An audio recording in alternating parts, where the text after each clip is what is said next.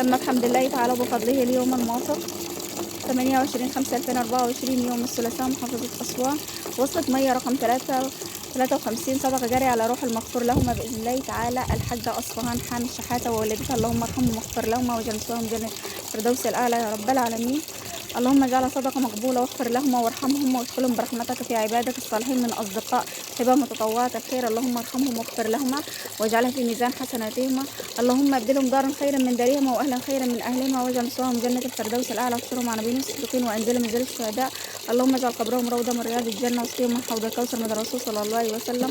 اللهم اجزيهم خير الإحسان متطوعين أصدقاء هبة متطوعين في الخير، اللهم بارك لكم واجعلها في ميزان حسناتكم وجزاكم الله. تم بفضل الله تعالى وبحمده اليوم الموافق وصلت مية 28/5/2024 يوم الثلاثاء محافظة أسوان. وصلت مية رقم 53 على روح المغفور لهما بإذن الله تعالى الحاجة أصفهان حامد شحاتة ووالدتها، اللهم ارحمها واجعلها صدقة مقبولة لها وارحمها يا الواسعة من أصدقاء هبة متطوعين الخير، اللهم تقبل منهم صالح الأعمال واجعلها في ميزان حسناتهما يا رب العالمين. اللهم ارحمها واغفر لها واجعل مثواها جنة الفردوس الأعلى واحشرها مع نبيين الصديقين وتقبل منها صالح الأعمال يا رب العالمين.